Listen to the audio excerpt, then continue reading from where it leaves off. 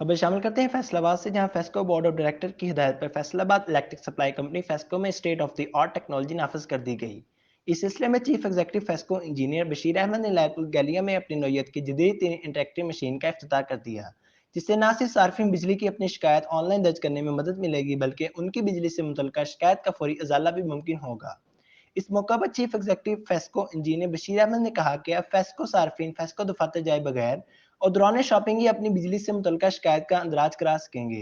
उन्होंने मजीद कहा कि इस मशीन का आगाज फेस्को में पेपरलेस वर्किंग की जानिब अहम कदम है, जिससे न सिर्फ वक्त की बचत होगी बल्कि शिकायत का फौरी अजाला भी मुमकिन होगा।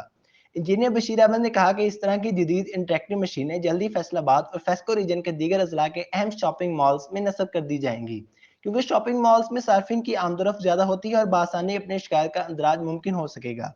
उन्होंने कहा कि सार्फिन महकमा का कीमती असासा है, उन्हें हर मुमकिन सहूलियात मुहैया करने और बेहतर कस्टमर सर्विस से अदारे का वकार भी बुलंद होगा। इस मौका पर chief commercial officer Mohammad Nawaz, chief financial officer Nazir Ahmad, director commercial Khalid Mahmood, director PR Tahir Sheikh, director MIS Abdul Hai, deputy director MIS Faisal Shahzad, staff officer Abid Rashid और लायपुर गैलिया की मैनेजमेंट भी मौजूद थी।